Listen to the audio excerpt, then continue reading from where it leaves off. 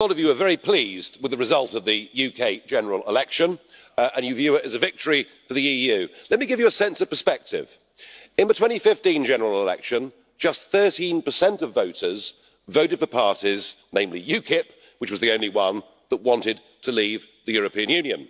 Last Thursday, over 85% of British voters voted for parties on a manifesto not just of leaving the European Union, but of leaving the single market as well. In fact, on the morning of the general election, 70% of the British public, whichever way they'd voted in the referendum, simply wanted the government to get on and to complete and to conclude Brexit. Now, I know that Theresa's terrible campaign has cast a bit of doubt on this.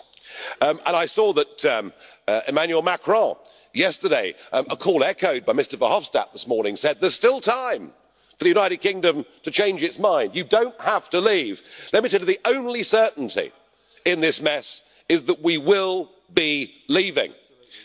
But that hasn't stopped a parade of former prime ministers and of former European commissioners lining up and attempting to get the British government to backslide on its commitments. There is now a big push, a big drive for us to opt for a Norway-style option.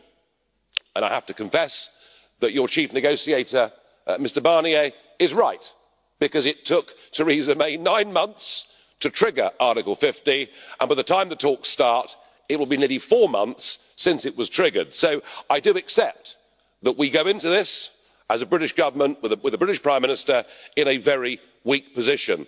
And she's caught in a bit of a pincer movement, because the political class would like us to stay in the customs union, to stay in the single market.